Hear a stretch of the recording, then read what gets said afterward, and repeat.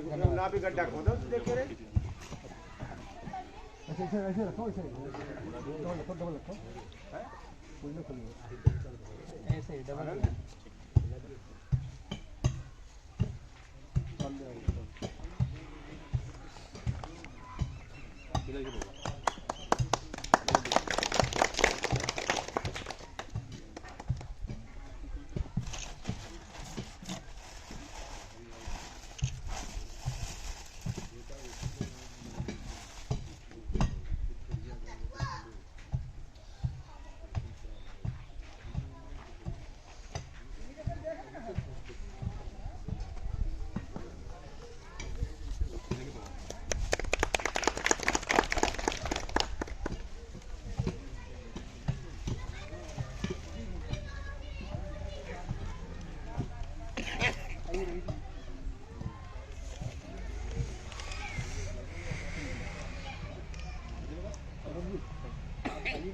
बहुत देर हो गई करके। एक बड़ा सा हमें ये बताइए कि हम हैं कहाँ पर और अपना नाम एड्रेस और ये फार्मर कौन कौन सी खेती कर रहे हैं, तो फिर हम स्टार्ट करते हैं। मेरा भी परिचय दे दो और यहाँ पर आपका भी परिचय दे दो, तो हम फिर शुरुआत बढ़िया। आप बताइए। मेरा नाम सौरभ सिंह है। ये ग्राम कमालपुर, ब्लॉक टोडरपुर, तहसील साहबा, जिला हरदोई है। और मोस्टली यहाँ पे जो किसान हैं गन्ना खेती करते हैं। गन्ना खेती। हाँ, मोस्टली मतलब गन्ना ही है। और गेहूँ, चावल, वही जो धान बस मोस्टली मतलब सारे गन्ना ही है, क्योंकि पड़ोस में शुगर मिल होनी है। अच्छा। सारा गन्ना यहीं से सेंटर से उठ जाता है, तो मोस्टली गन्ना की 80% हम लोग गन्ना करते हैं। ये अपना परिचय। नमस्कार, मेरा नाम बलराम किसान है और हम बड़वानी मध्य प्रदेश से आए हैं। कुछ लोग जानते हैं मुझे क्या? क्या आप जानते हैं? बहुत दिन से देख रहे हैं आप मोबाइल अगर चलाते होंगे तो उसमें YouTube इंटरनेट की व्यवस्था है। उसमें अगर किसान पाठशाला लिखेंगे तो मेरी पूरी जन्म पत्री आ जाएगी। हम 2006 से किसानों के बीच में फार्मर एजुकेशन पर काम कर रहे हैं। एज ए सीखना और सिखाना एक ही उसका उद्देश्य है।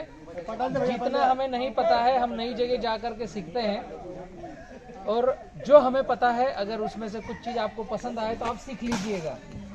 सीखना और सिखाना ये हमारे प्रोग्राम का मेन टाइटल है। और भी कोई आ रहे हैं? सौरभ जी को मैं धन्यवाद करूंगा जो आपके यहाँ पर मुझे इनवाइट किया और फार्मरों के बीच में कुछ चर्चा के लिए मुझे बुलाया गया है। आप सभी गन्ना किसान हैं? और कुछ गन्ने के साथ में अलग भी करना चाहते हैं या मुझे केवल गन्ने पर बात करनी है? केले पे बात करनी है आपको ना? केले पे केले के लिए आए हैं आपके पास? केले के लिए तो आए हैं, सिंह साहब से बात नहीं केले की। तो गन्ना और केला दोनों चीज़ों पर मैं चर्चा करता हूँ। उत्तर प्रदेश गन्ने को लेकर के बहुत ही सक्षम और सबल है। ऑलरेडी पूरे भारत के जितने भी राज्य हैं उसमें सबसे ज़्यादा उत्तर प्रदेश में शुगर मिले हैं। लेकिन सिक्के का दूसरा पहलू ये भी है कि उत्तर प्रदेश में ही सभी गन्ना किसानों का पैसा डूबा है।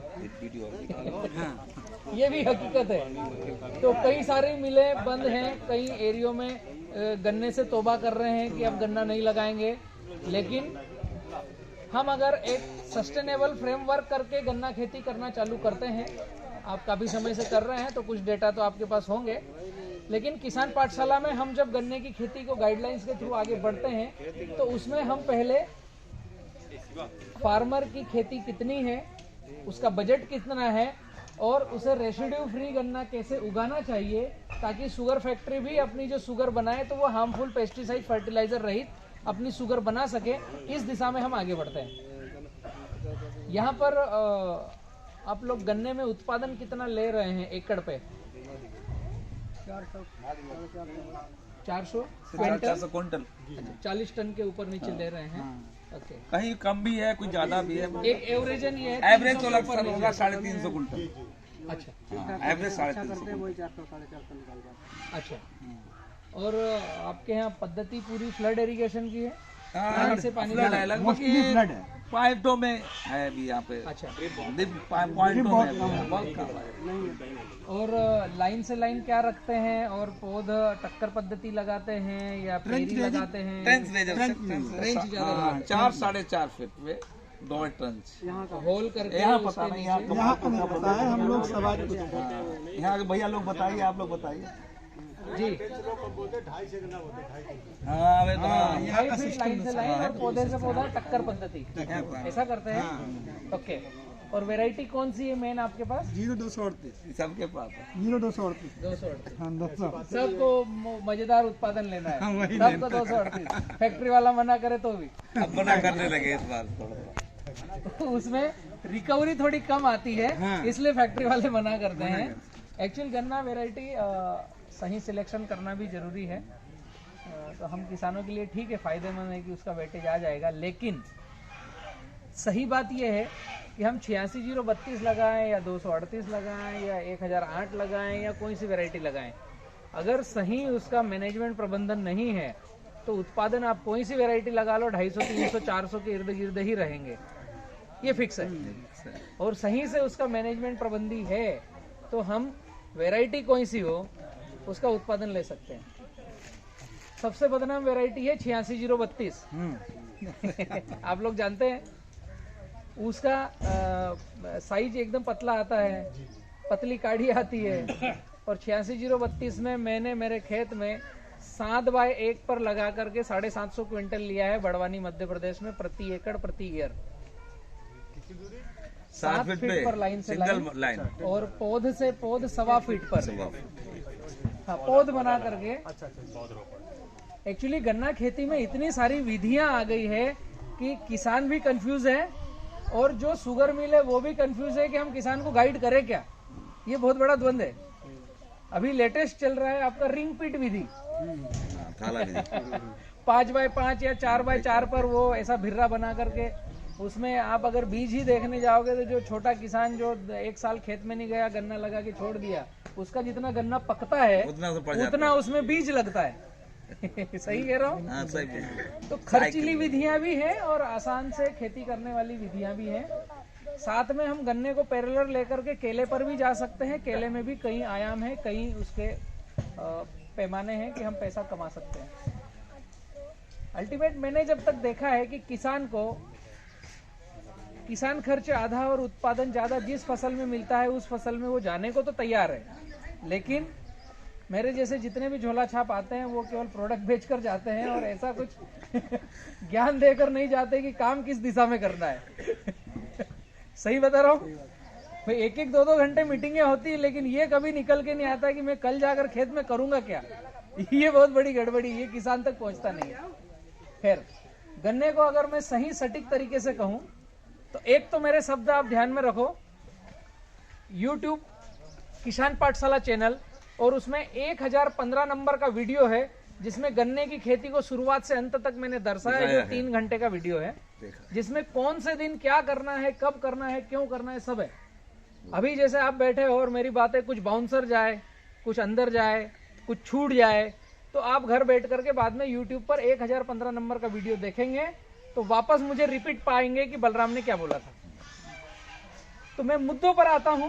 जो मैंने आपसे समझा है कि यहाँ पर नजदीक लगा रहे हैं, उत्पादन 300-400 क्विंटल तक मैक्सिमम ले रहे हैं, 300 के ऊपर नीचे एक एवरेजन है, तो इसको हम कैसे कम खर्च में बढ़ाएं, यही हमारी आशा है कि कम खर्चे में हम उत्पादन कैसे बढ़ाएं और वैरायटी कोई सी भी हो उसमें रिकवरी रेट हम लेकर आए, ताकि हम जिस शुगर फैक्ट्री को गन्ना देते हैं वो शुगर फैक्ट्री बंद करके जाए नहीं, उसका भी ध्यान रखना पड़ेगा। हालांकि मैं किसी शुगर फैक्ट्री का प्रतिनिधित्व नहीं करता हूं, लेकिन हमने जहां पर गन्ना दिया उसका रिकवरी रेट आएगा तो उस क्षेत्र में वो रेट बढ़ाएंगे। आपके यहाँ का अभी परचेसिंग रेट क्या है गन्ने का? 325 रुपए कुंटल। खेत से फैक्ट्री डिस्पैच, अच्छा मिल में डिस्पैच, तो उसमें ट्रांसपोर्ट और कटाई घिसाई है, उसमें एड ऑन है, मतलब हमारे पास 250 रुपए आएगा लगभग। लगभग हाँ, ठीक बात है, 250 रुपए क्विंटल हमारे पास आता है। तो मोटा मोटा अगर मैं ये बात करूं कि हम 300 क्विंटल अगर पका रहे हैं और 250 हमारे पास आता है, तो लगभग 75,000 रुपए हमारे हाथ में आ रहे हैं, एक एवरेजन, एक साल का 1 एकड़ का। अब इस 75,000 में हमें साल भर उसे पानी देना है, साल भर उसी निदाई उड़ाई करना है, साल भर उसका ध्यान रखना है गाय भैंस जानवर से, साल भर तक हमें उसको फर्टिलाइजर देना है, खाद खिलाना है। रात में जब 12 बजे से 3 बजे के बीच में लाइट आएगी तो पानी लगाने भी जाना है इस 75,000 में। ठीक बात है। और जब गन्ना हम लगाते हैं तो आप जिस हिसाब से बतला रहे हो 2.5 बाय टक्कर पद्धति, तो इसमें 35 से 40 क्विंटल गन्ना लगता है बीज में, एकड़ में। एकड़ में एकड़ की बात कर रहे हैं। अच्छा, आप बीघा बता रहे हैं। एकड़ में अगर हाँ एक एवरेजन हम 25 क्विंटल मान सकते हैं, है ना। एकड़ पे 25 क्विंटल, अभी मोटा ले आए तो वो 30 हो जाएगा, पतला ले आए तो 20 हो जाएगा, 25। और जो बीज वाला गन्ना लाएंगे उसका रेट ज्यादा रहेगा, शुगर फैक्ट्री में जो देंगे उसका रेट कम रहेगा। बीज वाला अलग रेट नहीं रहता है। हमारे एमपी के किसान जादूगर है। अच्छा। जो बीज में गन्ना बिकता है पहले साल का, उसका रेट 500 रुपए क्विंटल रखते हैं। आओ और आपके हाथ से काट के ले जाओ, ऐसा करते हैं वो जादूगर लोग हैं एमपी में। यहाँ पर सेम है। जादूगर नहीं है, यहाँ जोकर लोग हैं। नहीं, किसान सामान्य है। पैसा देना है ना, गन्ना खाली बुआ देना है, कोई पर्ची व्यवस्था नहीं है। 19 महीने गन्ना हो गया, अभी गन्ना नहीं कटा है। बाप रे। सोचिए वहाँ ऐसा नहीं होगा। नहीं, सही कह रहे हैं बिल्कुल आप। 5 सितंबर का प्लाट लगा हुआ है, अगर कट जाता टाइम से मेरा गन्ना था कम से कम 150 से 175 कुंटल प्रति बीघा का। सिंगल बट से लगाया था मैंने, सिंगल बट लगाया, पहली बार लगाया। 2 फीट पे गन्ना लगाया था, 4 फीट लाइन से लाइन हुई थी, और पौधे से पौधे थी 2 फीट की। छेद का पिसका हमारे रूपापुर चीनी में सैनी से डीजीएम से लेके हर आदमी प्लाट पे घूम के आ गया। पर्ची आज भी नहीं उसके लिए। तो इसका मतलब 750 मतलब इसका मतलब मैं गन्ना सिखाऊं आपको या दूसरी फसल बतला दूं? गन्ना सीखे बैठे, एक उदाहरण है कि गन्ना हम लगा चुके हैं, कट नहीं रहा है, मतलब आपकी जो शुगर मिल है उसको इंटरेस्ट ही नहीं है आपसे गन्ना लेने का। बिल्कुल भाई एक सरल शब्दों में तो यही हुआ। सर उसको 1 करोड़ करना चाहिए था। हाँ। गन्ना बस 5 करोड़ हो गया, उसको क्यों करेगा भाई? अच्छा जी भाई, उसका 1 करोड़ तो टारगेट था। हाँ। और गन्ना 100 करोड़ उसको मिल रहा है। 5 सितंबर गन्ना बोया हुआ अभी तक खड़ा है, हो सकता है होली ले ले। इसमें 2 बातों पर हमें चलना पड़ेगा। जैसे आपके जो मनस्थिति की जो दुखियारी पीड़ा मुझे समझ में आ रही है कि शुगर फैक्ट्री को इंटरेस्ट नहीं है, किसान की मर्जी हो तो गन्ना लगाए, उसकी मर्जी हो तो रखे, हमारे पास जब टाइम सेट होगा जब हम पेराई करेंगे, वरना हम अभी फ्री नहीं है। तो इसमें अगर हमें गन्ने पर रहना है तो आपको 100% रेसिड्यू फ्री फार्मिंग पर जाना चाहिए और कम से कम खर्च पर जाना चाहिए गन्ने की खेती करने में। तो आपको सभी को 70-30 फार्मिंग फॉलो करना चाहिए। हेलो, अभी मेरा प्रवचन चल रहा है, मुझे चलने दो।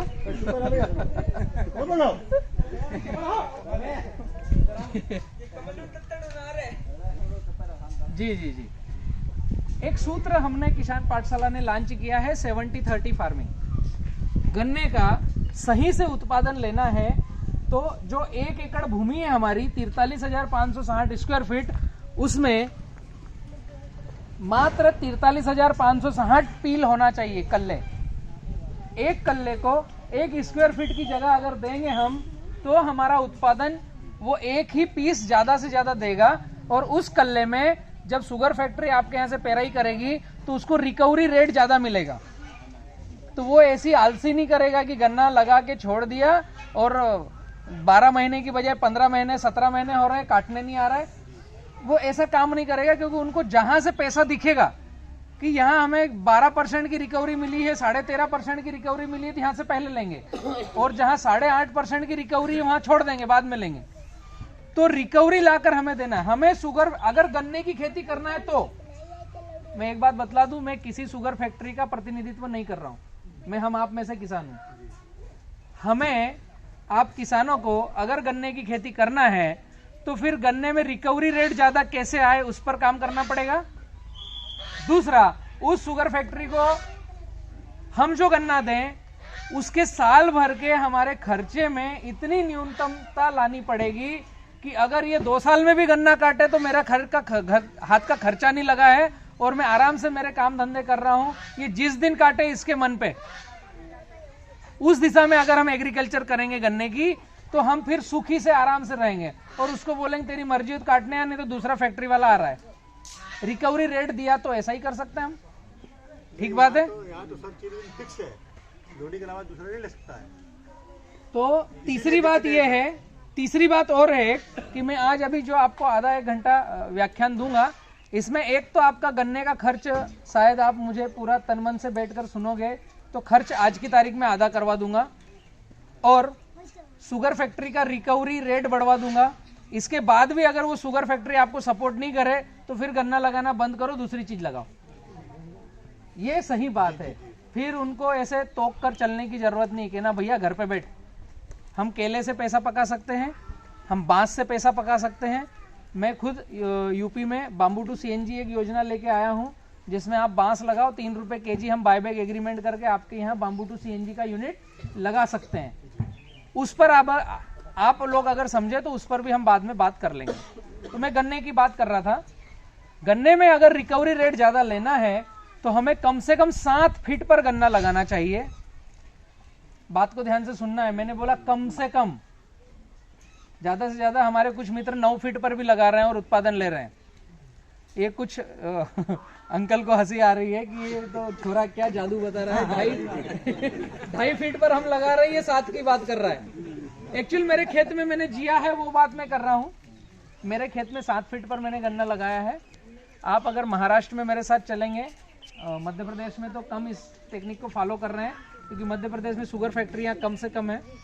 महाराष्ट्र में कोल्हापुर, सोलापुर, सतारा, सांगली जो एरियाज हैं वहां पर 1 एकड़ में 48 गन्ना लगाते हैं तो 1200 क्विंटल निकालते हैं।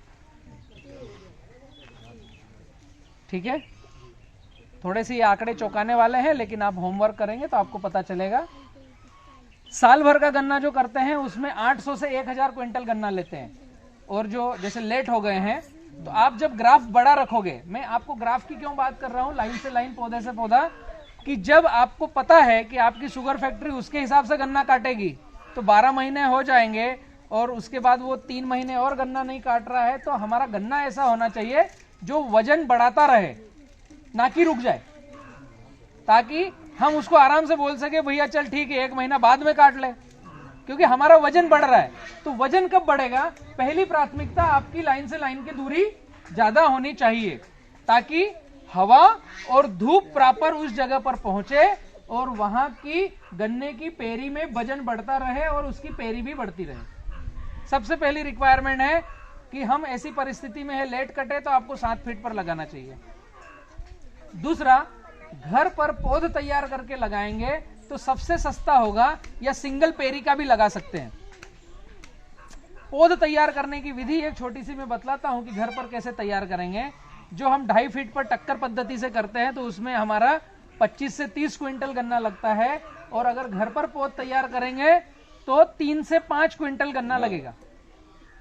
वो मोटा पतला कैसा भी जोड़ लो, पतला हो तो 3 क्विंटल। अपने नर्सरी लगा रहे हैं अभी हम। आपकी पद्धति, आप किसान पाठशाला देकर 50,000 पौध लग चुकी है। अभी लेबर काम कर रही थी, 50,000 पौध लेबर काम कर रही थी, लेबर छोड़ के आए आपसे मिलने के लिए। ये आपके सामने है मित्र, आपके परिवार गांव से हैं, क्षेत्र अरे से हैं। आप कुछ लोग यहाँ, हमारे कमालपुर गांव पड़ता है, हमारा लड़का है यहाँ पे शाहबाद में, विजिट कर तहसील सकते हो, में, पौध तहसील कैसे में तैयार होगी। रोहित कटिया नाम से है, हो सकता कोई इनमें परिचित हो, इधर क्षेत्र हो तो। मैं आपको सिंपल तरीका बतला देता हूँ, आप पांडेपुर आपके गांव घर पड़ता है, कैसे हमारा करोगे। है पांडेपुर, सवाजपुर के पास पड़ता है। Yes yes yes. हाँ हाँ, सवाजपुर के पास वहीं रहने वाले। ये मीटिंग के बाद भैया का एड्रेस ले लो, लगे तो जा करके देख करके आओ। ठीक है, घर पर पौध कैसे तैयार करेंगे वो बात मैं बतला रहा था कि जो हमको यूरिया, डीएपी, पोटास के बैग मिलते हैं खाली, खेत में हम यूज कर लेते हैं, उसके बाद खाली रहते हैं, तो उसको क्या करना है, उन बैग को खेत में जहां हमें नर्सरी तैयार करना है वहां बिछा दो। 1 बैग, 2 बैग, 3 बैग, ऐसे वो आता है 2.5 फीट बाय 2 फीट का, ऐसे 3 फीट बाय 2 फीट का बैग आता है, वो खेत में बिछा दिया। उसके बाद में वहां पर आपको शुगर फैक्ट्री से प्रेसमड लाना है। क्या लाना है? प्रेसमड, जानते हैं? नहीं, मैली बोलते हैं। मैली, मैली बोलते मैली लाना है। गोबर खाद नहीं लेना है, वो कच्चा रहता है, वो आंख को सड़ा देगा, गड़बड़ कर देगा, फंगस आ जाएगी। तो मैली लाना है आपका, 1 टब मिट्टी और 1 टब मैली दोनों को मिक्स करना है। तो मिट्टी और आपका प्रेस मड मिक्स करने के बाद जो मिश्रण बनेगा वो आपको उस जो थैली बिछाई है उसके ऊपर 1 इंच की लेयर पर बिछा देना है। उसके बाद में जो गन्ना आपको लगाना है उस गन्ने को काट के लाना है। तो नीचे जहां पर गन्नों में जड़ें आ चुकी है उसको काट के अलग कर दो। ऊपर गन्ने में जहां कोमलता है, कौला क्या बोलते हैं आप, ऊपर गौला गौला, उसको काट के अलग कर दो। तो बीच का जो हिस्सा बचेगा उसकी 1-1 आंखें कर लो। ये जैसे है इसकी 1-1 आंखें कर रही है, 1-1 आंख। अब ये जो 1-1 आंख की पेरी बचेगी, इसमें कोई लाल सड़न दिख रहा हो, फटा हुआ दिख रहा हो, कुछ फंगस दिख रही हो, उसको अलग कर दो। इसके बाद में इसको ट्रीटमेंट करना है, गन्ने को ट्रीटमेंट करना है ताकि जर्मिनेशन जल्दी हो और इसमें कुछ बीमारियां हो तो वो वहीं रुक जाए। तो ट्रीटमेंट करने के लिए 2 तरीके हैं, एक तो रासायनिक घटक से कर सकते हैं, दूसरा बायो घटक से भी कर सकते हैं। तो हमें पूर्ण तरीके से बायो जाना हो तो बायो घटक से ही करना चाहिए, वो अच्छी बात है।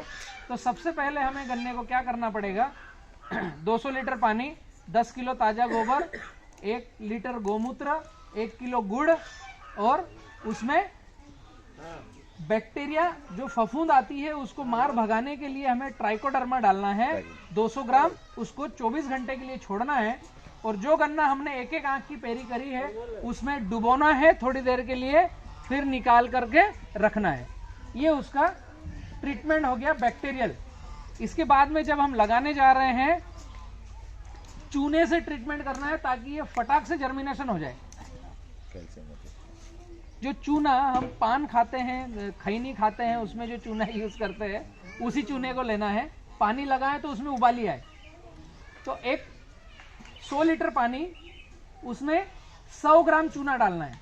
जो चूना हम खाने के रूप में काम में लेते हैं वो वाला, उसको अच्छे से हिलाना है। और फिर ये पेरी जब लगाते हैं एक बार उसमें डिप करना है, थोड़ी देर के लिए रखना है और निकालना है। और जो हमने प्लास्टिक की थैली पर खाद डाल के रखा उसके ऊपर 1-1 आंखें रखना है और उसके ऊपर फिर हमें वापस वही मैली और मिट्टी का खाद वापस उसके ऊपर रखना है। इसके बाद में प्लास्टिक की थैली उसके ऊपर ढकना है, थोड़ा सा पानी देना है, नमी कर देना है, उसके बाद प्लास्टिक की थैली ढकना है। तो आपको 3 से 7 दिन के अंदर उसकी आंखें दिखना चालू होगी। अगर ठंडी है तो 10 से 12 दिन में दिखेगी, उसकी नई कोपल आना चालू होगी। तो पूरी जितनी आंखें रखी है वो थोड़ी आ जाए 70-80%, 90%, जब तक प्लास्टिक उसके ऊपर ढके रखो ताकि गर्माहट रहेगी और वो जर्मिनेशन होके बाहर आएगा। ये प्रक्रिया है, घर पर ही आंख वाला पौध कैसे तैयार करें। इसको थोड़ा सा हमें 30 से 40 दिन बिताना है। प्लास्टिक हटाने के बाद 10 दिन बाद प्लास्टिक हटा दो। आंखें सारी आ गई तो 7 दिन में आ गई तो 7 दिन में हटा दो। ये पौध आगे अंकुरण करके आगे बढ़ेगा तो एक 30 दिन के बाद इसकी पत्ती काट दो। समझ में आ रहा है? पत्ती काटना है तो इसका नीचे का तना टखना मोटा होना चालू होगा। 30 दिन के बाद काटी, फिर 15 दिन छोड़ा, फिर हमने जो लाइन से लाइन 7 फीट का गाला लिया है। अगर आपको शुगर फैक्ट्री को अच्छी रिकवरी देना है, कम खर्चे में गन्ना ज्यादा पकाना है और आपका गन्ना 12 महीने से ज्यादा लेट कटे और उत्पादन ज्यादा बढ़े तो आपको 7 फीट का गाला रखना चाहिए। बाकी स्वतंत्र आप हो, जो गाला रखोगे उसमें भी पकेगा। तो 7 फीट और इधर आपको 1.25 से 1.5 फीट पर 1-1 पौध लगानी है जो पौध आपने तैयार करी है। 30 दिन बाद उसका पत्ता काटा, 45 दिन बाद खेत में लगानी है। तो नीचे से वो मोटी हो जाएगी, ऊपर से पतली रहेगी। तो जैसे हम खेत में लगाएंगे वो थोड़ा आगे बढ़ेगा और ट्रिलिंग चालू होगा उसका। लाइन से लाइन 7, पौध से पौध 1.25 से 1.5 फीट। समझ में आया? अभी गन्ना लगाने का एक मेन सूत्र और है कि हम लगाएं कैसा और लगाने कैसा चाहिए ताकि एक भी पौध खराब ना हो, सभी जर्मिनेशन हो और सभी के सभी बीज आगे बढ़े और चलते रहे। तो आप नाली से पानी देते हैं ना, पूरा सलंग लगाते हैं। तो एक तो ये सलंग पानी लगाने वाला एक सिरे से बंद करो अगर गन्ने का उत्पादन अच्छा चाहिए। आपको 7-7 फीट पर नालियां करना पड़ेगी। उस नाली में पानी लगाना है तो जो नाली ऐसे बनेगी, नाली में जब हम पानी लगाएंगे तो जो पौध लगाना है नाली के बीच में नहीं लगाना है, नाली के साइड में लगाना है। जैसे ये जो नाली हुई साइड से लगा। हाँ, जहां बीच में पानी भर के जा रहा है तो उसकी नमी ऊपर तक आ गई, तो नाली से थोड़ा सा ऊपर हमें पौध लगानी है और उसको मिट्टी लगानी है। पहले नाली को गीला करना है, फिर जो हमने वो थैलियां बिछा के रखी थी तो 2 बच्चे वो थैली को उठा लेंगे ऐसा करके, एक साइड से एक ने उठाया, दूसरी साइड से, तो आपके 100-200 पौध खेत में किसी भी नाली के पास चले जाएंगे, है ना। उसमें से पौध निकाल करके आपको सीधा मिट्टी नमी वाली हटाना है, पौध रखना है और वो कीचड़ वाली मिट्टी वापस लगाना है। ये तरीका है पौध लगाने का। ऐसा नहीं कि बहुत गहरा गड्ढा किया, उसमें पौध लगा करके दबा दिया ताकि मेरा गन्ना गिरेगा नहीं। अगर ऐसा किया तो वो पौध ही मर जाएगी, ऐसा नहीं करना है, ठीक है। तो नाली जो करी हमने, नाली में पानी दिया, उसकी साइड की करवट में हमने गन्ना लगाया, तो वहां जो नाली के पानी से कीचड़ हुआ उस कीचड़ को हटाया। वो पौध तो इतनी सी है, छोटी सी, उसको रखी और कीचड़ छोड़ा और वो पानी उसके मिट्टी आसपास लगा दिया। अब इसके बाद पहली ड्रेंचिंग करना है, उसको पहला भोजन देना है ताकि वहां कीड़ा न लगे, ताकि उसमें फंगस ना लगे और हमारी पौध चालू हो जाए, अच्छे से चलने लग जाए। इसके लिए आपको एक फफूंदीनाशक और कीड़ा भगाने के लिए एक रसायन तैयार करना है और पौधे को पहला भोजन देना है। उसके लिए 200 लीटर पानी में कुछ डालना पड़ेगा, जो उसको आप सीधे पौध को ड्रेंचिंग करोगे। समझ में आ रहा है बाबा? मेरे शब्द आप तक पहुंच रहे हैं? भाषा शैली हिंदी तो सब जानते ही हैं। हाँ? 1 फीट 1.25 फीट से 1.5 फीट, पौधे से पौधा 1.25 फीट या 1.5 फीट। एक आंख, एक पौध बना करके, आंख भी नहीं, पौधा तैयार करने के बाद पौधा लगाना है, उगाने के बाद। यस, हाँ बिल्कुल, आपके नजदीक ये भैया रहते हैं, ये वही पौध तैयार करके कर रहे हैं, आप इनके घर पे जाकर देख लो। 150 कुंटल का निकाला बीघा। हाँ, इनके यहाँ जाकर देखो, अगर अच्छा लगे तो फिर मध्य प्रदेश आना, पहले यही यूपी में ही देख लेना है। ठीक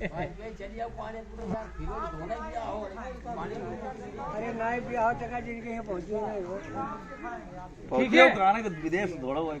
हाँ ना भैया, चलो पौध लगा ली, अब मैं उसको आगे ड्रेंचिंग करवा देता हूँ, फिर उत्पादन ले लेंगे। 200 लीटर पानी में 100 ml नीम का तेल 10,000 ppm का डालना है, ये बहुत जरूरी है। डायरेक्ट नीम तेल अगर गाढ़ा डाला तो वो घुलेगा नहीं, वो ऊपर तैरता रहेगा और जिस पौधे पर वो गाढ़ा नीम तेल गया उसको जला देगा, उसको ऊपर बढ़ने नहीं देगा। इसलिए 10,000 ppm का 100 ml नीम तेल 100 लीटर पानी में, मतलब 1 लीटर में 1 ml, ठीक है। 100 ग्राम वाइसेनोमेटा, जिसके अंदर सुक्रोज और गो अर्क आता है, ताकि पौधे को रेडी भोजन मिल जाए। तीसरा, अगर आप बैक्टीरियल फार्मिंग कर रहे हैं तो 100 ग्राम ट्राइकोडर्मा, और आप अगर जनरल रासायनिक फार्मिंग कर रहे हैं तो 100 ग्राम कार्बन डाइज़म, ताकि पौधे को फंगस ना लगे। ये तीनों चीजें मिला करके जो मिश्रण बनाएंगे, जहां आपने पौध लगाई है वहां पर सीधा 50 से 100 ml की ड्रेंचिंग करना है, वहां पर डालना है, ताकि वो पौधे को कोई कीड़ा काटे ना, वहां फंगस नहीं लगे और पौधा चालू हो जाए। ठीक है, ये एक सिंपल सा छोटा सा तरीका है। इस तरीके से हम आगे बढ़ सकते हैं कि 3 से 4 क्विंटल गन्ने में हम 1 एकड़ में पौध लगा सकते हैं। ये पौध लगाने की शुरुआत। अब आगे का खाद कैसा देना है, हर किसान के जेब का बजट अलग है। रमेश के पास 25,000 खर्चा करना है तो साल भर की सारणी बनाए, 25,000 में क्या क्या खाद उसको डालना है उस हिसाब से डाल दे। उमेश के पास 50,000 खर्चा है तो उमेश 50,000 का बजट लगाए। अभी मैं अगर खाद बतलाऊंगा तो आप सभी को सूटेबल नहीं होगा। मैंने तरीका बताया कि किस तरीके से जा सकते हैं, एक बात। दूसरा, इसमें हम कल्ले ज्यादा निकलवाना चाहते हैं तो इसको शुरुआत के प्लांटेशन से 1 महीने तक इसको ध्यान देना है, बहुत ज्यादा जरूरी है, ताकि इसके साइड के ट्रिलिंग ज्यादा निकले। और ये प्रोग्राम अगर आपने दिसंबर जनवरी में किया उत्तर भारत में तो ट्रिलिंग की कामना मत करना, है ना, क्योंकि दिसंबर जनवरी में सूर्य देवता कम दर्शन देते हैं, ठंडी ज्यादा रहती है, तो हमारा गन्ना वहीं रुका रहेगा, वो नए कल्ले देगा नहीं। आपको लगेगा मेहनत बहुत कर रहे हैं और कुछ मूवमेंट नहीं आ रहा है। तो आपको या तो ये दिसंबर से पहले या जनवरी के बाद दिसंबर जनवरी 2 महीने छोड़ दो, गन्ने के बारे में कुछ काम मत करो लगाने के टॉपिक पर, ठीक है। अब हमने जब लगा दिया तो पहली ड्रेंचिंग हमने करी, दूसरी हर 5-5 दिन में थोड़ी सी ड्रेंचिंग करना है। तो अमोनियम सल्फेट हमें गन्ने को देना है तने से दूर 1 ग्राम 2 ग्राम ऐसा पौधे को मिल जाए ताकि वो गर्माहट से चल पड़े। पौधा लगाने के बाद तो 50 kilo ammonium sulphate, 100 gram potassium humate. Ammonium sulphate के अंदर सल्फर और यूरिया आता है, वो गन्ने को गर्माहट देगा और जल्दी से कल्ला करेगा और उसको भगाएगा। अमोनियम सल्फेट और पोटेशियम हुमेट की ड्रेंचिंग 5 से 6 दिन में प्रति पौधे को 1-1 ग्राम मिल जाए, इस हिसाब से हमें मतलब 1 एकड़ में 30 से 50 किलो की बैग की 4-5 बार देंगे हम शुरुआती चरण में, और पानी जब उसको चाहिए जब देंगे तो एक व्यवस्थित कल्ले निकलना चालू होंगे। जब कल्ले का मूवमेंट चालू हो और पौधा हमें लगे कि सेट हो गया है, 1 मिनट है भैया, पाठशाला चालू थी फिर बात करेंगे, मेरे ही नंबर पे है, 1 मिनट। ओटीपी वाले तो मैसेज देखना पड़ेंगे, नहीं तो इनका काम रुक जाएगा। लिखो 51 755 818। हाँ ओके, हाँ हम 1 महीने तक कुछ ड्रेंचिंग है चुटकी चुटकी देंगे तो ट्रिलिंग आएगी, और 1 महीने के आगे पीछे जब वो कल्ले देना चालू करेगा, सिंगल पौध जो लगाया वो आइट साइड से कल्ले देना चालू करेगा, तो हमें खेत में जाकर के जो सबसे पहला कल्ला लगाया था उसको काटना है। अभी यहाँ जादू आएगा, आप बोलोगे ये पागल लड़का आ गया कुछ गड़बड़ कर रहा है। जो हमने पहला पौधा लगाया था उसको काटना है। हाँ, एकदम नीचे से थोड़ी सी 1 इंच ऊंचाई रखना है, वहां से काटना है या हाथ से तोड़ देना है। इससे होगा ये कि ये अब पौधा सेट हो गया है, इसकी आंखें निकल आई है, तो अब इसके आइट साइड से ट्रिलिंग आएंगे। तो एक पौधे से हमें 8 से 10 या ज्यादा से ज्यादा 12 ट्रिलिंग चाहिए। तो इसको हम 1 महीने के बाद काटेंगे, तो जो शुरुआत हुई थी वो अगले महीने में 10 से 12 ट्रिलिंग आ जाएंगे। तो आपने 7 फीट बाय 1.5 फीट पर अगर पौधा लगाया है तो आपके 1 एकड़ में कितने पीस जाएंगे वो मैं कैलकुलेटर से आपको बतला देता हूं। 43,600 कुछ है। हाँ मैं बतलाता हूँ, 43,560 भागित 14, तो आपके 3,200 पौध आएंगे अगर 7 बाय 2 पर लगाया, और 7 गुणित 1.25 तो 8.25 पर, अगर 7.25 पर लगाया आपने, 7 बाय 1.25 फीट पर लगाया तो 43,560 भागित 8.75, तो आपके 5,000 गन्ने के पीस रहेंगे खेत में। लाइन से लाइन 7, पौधे से पौधा 1.25 फीट, तो 5,000 पौध लगे। आपने 1 महीने के बाद उसका सिर कलम कर दिया, मतलब नीचे तक का कलम कर दिया, तो फिर ये 8 से 10 ट्रिलिंग देंगे। तो हमें मैक्सिमम 12 चाहिए, मिनिमम 8 चाहिए। तो 5,000 पौधों से एक पौधे से 10-10 कल्ले निकलेंगे, तो आपके 1 एकड़ में 50,000 कल्ले रहेंगे और हमें 50,000 गन्ने मिलेंगे। ठीक है, जब अगला महीना जाएगा उस समय आपको इस पे मिट्टी लगाना है। जब हमने सिर कलम करा, नीचे से, सिर से नीचे से कलम किया, तो इसके 1 महीने तक मिट्टी नहीं लगाना है। मिट्टी लगाओगे तो कल्ले आएंगे नहीं। 1 महीना बीतने पर कल्ले जब आ जाते हैं फिर हल्की मिट्टी लगाना है ताकि नए कल्ले ना आए और ये बढ़ते रहें। और दोबारा फिर जब आप थोड़ा समय बीतेगा तो फिर एक बार पूरी मिट्टी लगाना है। ये जनरल में सूत्र बतला रहा हूं कि कैसे हम ज्यादा उत्पादन लें। इस प्रक्रिया से आपके 1 एकड़ में 50,000 गन्ने के पीस रहेंगे। तो मर आई, दीमक खा गया, कुछ जानवर अंदर घूम गया, कुछ उखाड़ दिया, तो भी आपके 40,000 बचेंगे। और कल्ले अगर थोड़े से ज्यादा हुए तो ये 60,000 तक जाएंगे। 60 से ज्यादा नहीं चाहिए, 40 से कम नहीं चाहिए। इतनी छोटी सी शुरुआत, ये कैलकुलेट शुरुआत अगर हम करते हैं और एक गन्ने को 1 किलो का पकाते हैं तो मिनिमम से मिनिमम हमारा 400 क्विंटल का उत्पादन आता है 1 एकड़ में से। 40,000 पीस रहेंगे। इस तरीके से हम 400 क्विंटल के उत्पादन पर जा सकते हैं।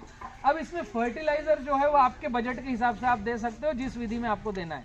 लेकिन गन्ने में स्प्रे का सबसे बड़ा महत्व है कि जब हमने पौध लगाई, उसके बाद जब उसका सिर कलम किया, जब उसके बाद 10 ट्रिलिंग आ गए और मिट्टी लगा दी। लेकिन इस दिशा में अगर हम हर अमावस्या और पूर्णिमा में गन्ने को स्प्रे करेंगे, हेलो, स्प्रे समझते हैं ना, हाँ, स्प्रे करेंगे, पत्तों को नहलाएंगे, तो गन्ने का उत्पादन तुम्हारा 1.25 गुना हो जाएगा। घर पे कैलेंडर में जिस दिन अमावस्या है उसको गोला बनाओ, जिस दिन पूर्णिमा है उसको गोला बनाओ। ये 14-14 दिन के अंतराल पे आती है। इसका सर इससे क्या कनेक्शन? हाँ, उसका कनेक्शन मैं बतलाता हूँ। पूरी पृथ्वी पे अमावस्या और पूर्णिमा का कनेक्शन है। आपने सुना होगा कि समुद्र में ज्वार आता है और भाटा होता है, ज्वार भाटा। समुद्र में पानी का भरण होता है और पानी का उतरण होता है, इसको ज्वार भाटा बोलते हैं। तो अमावस्या और पूर्णिमा पर ही केवल होता है। और पूरे वर्ल्ड के साइंटिस्ट जो भी अपने कैलकुलेशन चलाते हैं, जो भी सूत्र चलाते हैं, वो अमावस्या, पूर्णिमा और ज्वार भाटा को लिंकिंग करके चलाते हैं। अगर आपको महसूस करना है कि उस दिन क्या अलग होता है, तो आपको ये ध्यान रखना है कि जो लोहारी का काम करता है, लोहे का काम करता है, हमारे यहाँ उधर उसको लोहार बोलते हैं, अमावस्या के दिन कोई लोहार काम नहीं करता। काली रात को कोई लोहार काम नहीं करता। ये आपके यहाँ है क्या? है ना? हमारे यहाँ मध्य प्रदेश में नहीं करता। उसका साइंस ये है कि अगर आपके हाथ में कुछ कट गया, कुछ लग गया, तो हाथ से ब्लडिंग होगी, तो अमावस्या के दिन ब्लडिंग बंद नहीं होती। ये साइंस है। लिपापोती होगी, थोड़ा बहुत उस पर लाड प्यार किया जाएगा, वो बंद नहीं होगा, क्योंकि वो उत्तरायण वाला दिन है। समुद्र में उस दिन पानी अंदर जाता है और पूर्णिमा को पानी भरण होता है। समझ रहे हैं? तो पूर्णिमा के दिन अगर आपने कोई अच्छा काम सोच रखा हो और उसको जितनी अच्छे तरीके से करोगे उतना ज्यादा अच्छा होगा। वो मतलब पूर्णिमा के दिन जो करेंगे वो ज्यादा अच्छा होगा। अगर आपने दारू पीने का सोचा है तो पूर्णिमा को बहुत दारू पियोगे। अगर आपने कुछ अच्छा काम सोचा है, कहीं धर्म करने का काम सोचा है, तो पूर्णिमा के दिन आपका दिल करेगा कि मैं ज्यादा अच्छा करूं। ये सूर्य से पृथ्वी का रिलेशन है। इसको सरल भाषा में मैं समझाऊं तो हमारे यहाँ पूरी पृथ्वी पर महिलाओं का मासिक धर्म 14 दिन के रिलेशन पे है, अमावस्या और पूर्णिमा को रिलेट करता है। ऐसे ही जो हम गन्ने में स्प्रे करते हैं, तो जितने कीट पतंग हैं, गन्ने को चूसते हैं, गन्ने को खाते हैं, उनका रिलेशन जो है अमावस्या और पूर्णिमा से रिलेशन है। तो अमावस्या के एक दिन पहले या अमावस्या के दिन अगर आपने साधे पानी का भी स्प्रे कर दिया, तो वहां जो कीट पतंग दीमक जो बैठा है, जो हमारे गन्ने को नहीं टच करना चाहिए, वो धुल करके नीचे आ जाता है। वहां उसकी साइकिल टूट जाती है। ठीक है? इसमें कौन सी दवाई डालेंगे वो रॉकेट साइंस नहीं है, क्योंकि मैं ये सब कर चुका हूं। आप इसके पीछे मत जाओ, भैया मुझे दवाई बताओ क्या डालूं। सिंपल सा, अगर आपने पानी का भी स्प्रे कर दिया अमावस्या पूर्णिमा को, तो वहां जो कीट पतंग बैठे हैं उनकी साइकिल टूटती है और आपका गन्ना नहा लेता है। और गन्ने को जितना पत्ती के रोम छिद्रों को पानी लगेगा उतना तेजी से बढ़ता है। आपने नोटिस किया होगा बारिश में गन्ना बहुत ज्यादा बढ़ता है। जब जब बारिश होती है तब बहुत चलता है। तो गन्ने को केवल नहलाते रहो, मतलब हर 14 दिन में गन्ने को स्प्रे करना है। कुछ नहीं मिले तो पानी का स्प्रे करना है, तो आपका उत्पादन 20% ऐसे ही बढ़ जाएगा। आप जिस विधि से खेती कर रहे हो उसी विधि से खेती करो, लेकिन आपने केवल अमावस्या पूर्णिमा को गन्ने को स्प्रे किया, उसकी पत्तियों को नहलाया, तो वहां जो रस चूसक कीट पतंग है वो भग जाते हैं, उनकी साइकिल टूट जाती है, उनकी प्रजनन क्रिया नई साइकिल को जनरेट नहीं करती है। जब अमावस्या पूर्णिमा को टूटती है तो वो साइकिल बहुत ज्यादा टूटती है। इसलिए नए कीट पतंग वहां पर खेत में फिर पनपते नहीं है और हमारा गन्ना उत्पादन ठीक तरीके से देता है, आगे भी बढ़ता है। इसमें अगर आपने वैल्यू एडिशन किया कि गन्ने को कुछ माइक्रो न्यूट्रिएंट्स दिए उस स्प्रे में, तो क्या माइक्रो न्यूट्रिएंट्स हम दे सकते हैं? जिस भी खेत में, जिस भी जंगल में, जिस जगह पर हमने कभी यूरिया, डीएपी, पोटास नहीं डाला हो, ऐसी मिट्टी को 5 फीट गहरा खोदना है और उस मिट्टी का ऊपर से नीचे तक का 20 किलो मिट्टी निकालना है। जैसे ये गहरा खोद दिया तो एक साइड ऊपर से नीचे तक का 20 किलो मिट्टी निकाला। ये 20 किलो मिट्टी 200 लीटर पानी के लिए है। आपके यहाँ ड्रम 200 लीटर का रहता है, सबके यहाँ लगभग वही है। तो 100 लीटर पानी में 10 किलो मिट्टी, तो 200 लीटर पानी में 20 किलो मिट्टी डालना है। ये मिट्टी क्यों लेना है कि जिस जगह पर, जैसे ये जगह है, यहाँ पर कोई डीएपी पोटाश नहीं डाला, लेकिन ये पेड़ के पत्ते गिरे हुए हैं। यहाँ पर अगर आप नीचे हाथ से थोड़ा मिट्टी निकालोगे तो यहाँ कीट पतंग, दीमक, केचुआ, व्हाइट ग्रब, गेंडुली सब मिलेगा। मतलब वहां बैक्टीरिया का महासागर है। और जब बारिश होती है सूखे पत्तों पर, जैसे इसके पत्ते गिरे हैं, तो सूखे पत्तों पर जब बारिश होगी तो यहाँ से लाल पानी निकलता है। आपके यहाँ कहीं ढेर होगा गोबर का या कचरे का, तो जब बारिश होती है तो उसके गोबर के नीचे से लाल पानी निकलता है, आपने नोटिस किया होगा। वो लाल पानी को बोलते हैं ह्यूमस। और ऐसी जगह पर जो लाल पानी अंदर जाता है तो नीचे न्यूट्रिशन का महासागर है। Enzyme, Azotobacter, PHB, KHB, rhizobium, फलाना ढिमका, जो वैज्ञानिकों को पता नहीं है वो सब है वहां पर। तो मार्केट से कुछ खरीदना नहीं, जस्ट ऐसी जगह जो फालतू है, जहां हमने कभी डीएपी पोटाश नहीं डाला, उसको खोदो। 5 फीट की गहरी नीचे से मिट्टी, कम से कम 6-7 फीट जाओ तो अच्छा है। 200 लीटर में पानी डालो, 24 घंटे उसको घुलने दो। अब उसकी प्रोडक्टिविटी बढ़ाना है तो उसमें 200 ग्राम वाइसेनोमीटर डालना है, या 10 लीटर गन्ने का रस डालना है, या 3 किलो गुड़ डालना है, जो आपके पास उपलब्ध हो। इसको 24 घंटे छोड़ दो। इसको बोलते हैं वीएम स्प्रे। वाइसेनोमीटर और मिट्टी का मिश्रण बना करके जो स्प्रे बनता है वो बोलते हैं इसको। जब आपको अमावस्या पूर्णिमा को गन्ने को स्प्रे करना है तो सिंपल सा पंप में छानो, ताकि पंप की नोजल खराब नहीं हो मिट्टी से, और स्प्रे कर दो। बस इतना करेंगे तो गन्ने का कम से कम 150-200 क्विंटल का उत्पादन आएगा। इसके साथ में गन्ने को खाद क्या दे सकते हैं घर पे बना करके, तो हर 30 दिन में 200 लीटर पानी में 10 किलो ताजा गोबर, 10 लीटर गोमूत्र, 1 किलो गुड़, 1 किलो उसी जगह की मिट्टी जहां हमने वो 5 फीट खोदा है, उसको 2 दिन तक रखो और प्रति 1 एकड़ में हर 15 दिन में ये 200 लीटर का पानी डाल दो।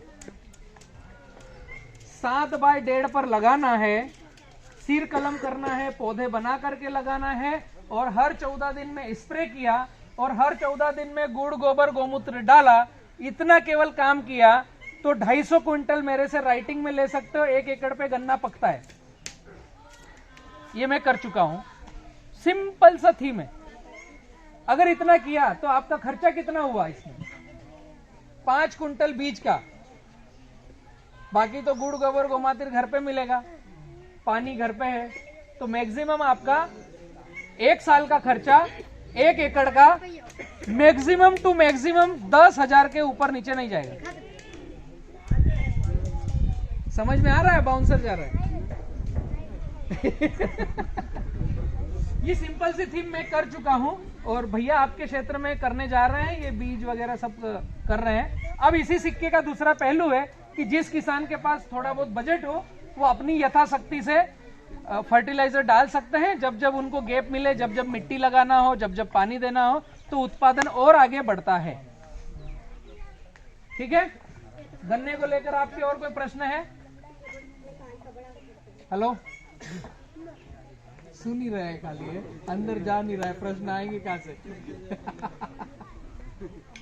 ये एक विधि है गन्ना उत्पादन करने की, और सरल तरीके से हम थोड़ा सा नई चीजों को अडॉप्ट करेंगे तो शायद सही जगह पर जा सकते हैं। आप मित्र नए प्रोजेक्ट को कैसे अडॉप्ट करोगे कि आपके पास जितनी भी जगह हो, एक 5 लाइनों में ऐसा करके देखो। 1 साल शुरुआत क्या करनी है? हमारे पास 1 एकड़ है, 4 एकड़ है, 5 बीघा है, 10 बीघा है, जैसा कर रहे हो वैसा करो। एक 5 लाइनों में ये काम करो, रिजल्ट लो खुद। उसके बाद समझना कि बलराम अगली बार आए तो इसको चाय पानी पिलाएं या बाहर निकालें। ऐसा कर सकते हैं। कई सारे किसान पाठशाला के साथ जुड़ करके किसान खर्च आधा, उत्पादन ज्यादा ले रहे हैं, और ये गन्ने का सिंपल सा टेक्निक है। इस टेक्निक पर गए तो खर्च लगना नहीं है और हम शुगर मिल पर आश्रित नहीं रहेंगे। अब उसको बोलेंगे तेरे को 14 महीने में काटना है, मेरी तरफ से 15 महीने में काटना, मेरे को कोई दिक्कत नहीं, क्योंकि 7 फीट पर जो गाला है ना उसमें गन्ना बढ़ता रहेगा और आपका उत्पादन कम नहीं होगा, ये उत्पादन घटता नहीं। आप बोलोगे ठीक है कोई दिक्कत नहीं, जब तेरे को टाइम हो जब काट ले। इसी दिशा में नहीं, अगर 7 फीट में लाइन एक रहेगी, 2 रहेगी, एक लाइन सिंगल लाइन, लाइन से लाइन 7, सिंगल लाइन, पौधे से पौधा 1.25 से 1.5 फीट, बस खत्म। और पौध बना के लगाओ। मेरे हिसाब सर से एक पॉइंट और सर, हाँ बताइए। सर इसकी बंधाई हमने आपका कई बार देखा, रिपीट किया, आप बता रहे थे बंधाई उसकी नहीं, वो समझ में नहीं हमारे आ रही थी। बंधाई कैसे करना है गन्ने हाँ की? बस जब ये 7 फीट पे रहेगा तो सीधा चलने के साथ साथ इसके कल्ले ऐसे घूम के भी चलेंगे, ऐसे फैल के चलेंगे, क्योंकि ये जो 7 फीट है इसमें वो जगह को कवर करेंगे। तो जब गन्ना ऑलरेडी आपके सिर के बराबर उसका बड़ा पत्ता आए तो नीचे के छोटे पत्ते कुल मिलाकर जब उसके नीचे के पत्ते सूखने लगे, जब आप बंधाई कर सकते हो। और बंधाई करने का सिंपल सा सूत्र है, हम उधर महाराष्ट्र में और एमपी में बंधाई करते हैं जिस हिसाब से, सूखी पत्तियां लेनी है दोनों तरफ की। तो ये सूखी पत्ती ली, ये 4 कल्लों को इधर से डाला, ये 6 कल्लों को इधर से डाला, उसके साथ में दूसरी सूखी पत्तियां ली, इसकी पूंछ और उसका नया, इसकी पूंछ और इसका नया, फिर अगले 6 कल्लों को इधर से डाला, इधर से डाला। तो ये क्या होगा, जैसे महिलाएं चोटी बनाती है ऐसे ऐसे इसकी बंधाई हो जाएगी गन्ने की। तो नीचे से जब इतनी हाइट लेता है और नीचे सूखने लगती है तो वहीं से पकड़कर बांधना चालू कर दो। बांधने से मतलब केवल वो पत्तियों को घुमा दो, ऐसे कि गांठ वाठ बांधने की कोई जरूरत नहीं है। हाँ, बस उसको एक दूसरे में अटका दो तो वो सकड़ करके सीधा चलना चालू होगा। फिर जैसे उसका आगे बढ़ेगा, पहली बंधाई आपकी आएगी 5वें 6ठे महीने में। गन्ना लगाने के बाद जब 6 महीने का गन्ना होगा तो पहली बंधाई आएगी, वो आप जिस महीने लगाओगे उसके हिसाब से 6 महीने काउंट कर लो, ठीक है। दूसरी बंधाई आएगी आपकी फिर 3 महीने के बाद, क्योंकि 6 महीने के बाद एक बार स्पीड में बढ़ना चालू होता है। तो फिर उसके ऊपर जहां तक की सूखी पत्तियां हैं उनको पकड़ा और पकड़ के इधर से इधर डाला। जब जैसे डालोगे तो इसकी पूंछ बचेगी और नई पत्तियों का सिर बचेगा, इसकी सिर उसकी पूंछ लेकर फिर डाल दिया। एकदम सिंपल तरीका ये ऐसा गन्ने की बंधाई करने का है। बंधाई करी तो अच्छा है, हवा का संचार अंदर बाहर होगा। हरी पत्ती को टच नहीं करना है, हरी पत्ती को कभी भी नहीं बांधना है, हरी पत्ती से नीचे ही बांधना है। सूखी पत्ती जहां है वहां से बंधाई करना है, केवल इतना ही काम करना है, ठीक है। अभी पतला करना पड़ता है, जब हरी पत्ती बांध देते हैं हमारे यहाँ गए, इसीलिए नहीं हरी में पतला हो जाएगा। हमारा लेबर आई भरकनी से बांधने की ठेके पे आई गन्ना बंधाई के लिए। क्या कि आप पहली बार बंधाई करवाई, उसने पूरा प्लांट ही बेकार कर दिया। नहीं वो तो पौधा उसका भोजन लेना ही रुक जाएगा, उसका भोजन हरी पत्ती से मिलता है और उसके गन्ने में पतलापन आ जाएगा, वो उत्पादन देगा नहीं। जहाँ से बंधाई कराई वहीं से पतला पड़ेगा। क्यों सर, साहब असली के बारे में कुछ गन्ने के साथ में? हाँ, गन्ने में अगर आप 7 फीट पर जा रहे हो तो शुरुआत के 3 महीने बीच में कम हाइट की फसल, जो कम उम्र की फसल हो, वो कोई सी भी लगा सकते हो, जो इस गन्ने को तकलीफ ना दे, क्योंकि गन्ने को पूरी धूप चाहिए। ऐसी फसल ना होना कि गन्ना नीचे रह जाए, हमारी फसल ऊपर हो जाए और इसको छांव आने लग जाए। ऐसी कोई सी भी फसल चलेगी जिसकी 90 दिन से कम उम्र हो, उसकी हाइट कम हो, 7 फीट के बीच में 3.5 फीट पे कोई सी भी एक लाइन आप लगा सकते हो जो आपके यहाँ उपलब्ध फसल हो। वो सब फसल में आपको गन्ने के साथ साथ ये हाथ खर्च निकल जाएगा, मजदूरों का काम वगैरह करने का पैसा यहाँ से बन जाएगा, ये कर सकते हैं, ठीक है। और किसी के प्रश्न है गन्ने को लेकर? आप कोई पूछ ही नहीं रहे हो, मैं ही बताते जा रहा हूँ।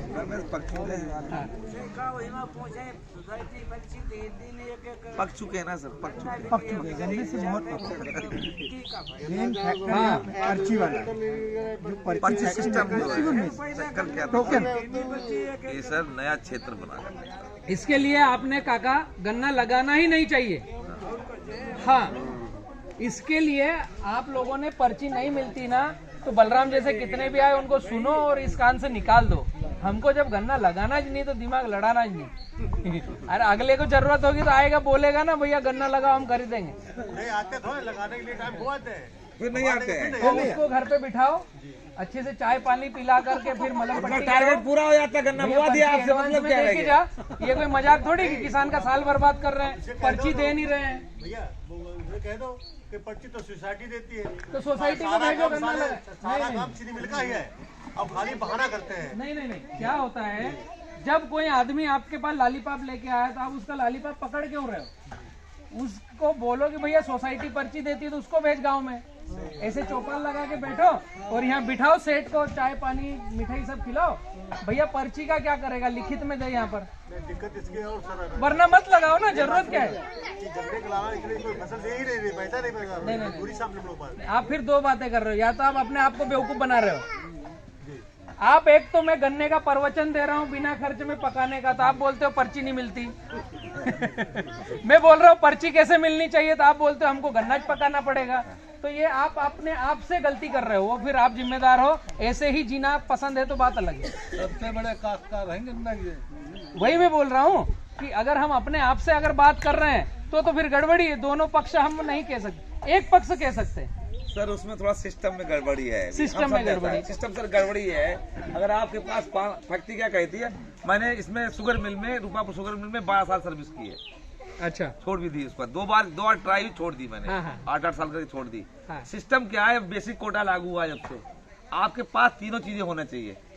आपके पास पेड़ी भी होना चाहिए, आपके पास आटम भी होना चाहिए, और आपका 40% पौधा भी होना चाहिए। सुपरवाइजर आटम सर्वे में गड़बड़ी हुई है ना, उन्हें पकड़ो। सब इसका बताओ, सर्वे कैसे उसका सब लिखा, आटम लिखा है, उस सर्वे को करता है। ऐसा है भाई साहब, हम आपको बताएं, जैसे आपका नाम जैसे रमेश है, तो रमेश के नाम पेड़ी भी कराइए और रमेश के नाम 40-60%। ऐसा नहीं कि एक ही आपने रमेश के नाम पर पेड़ी डलवा दी। गाय से भी कहा करना करते हैं, हम आप और ऐसी जो जगह आपने नहीं, जो बताया इतनी उस पर पर्चियां आइए, आती हैं। पर्चियां इतनी आती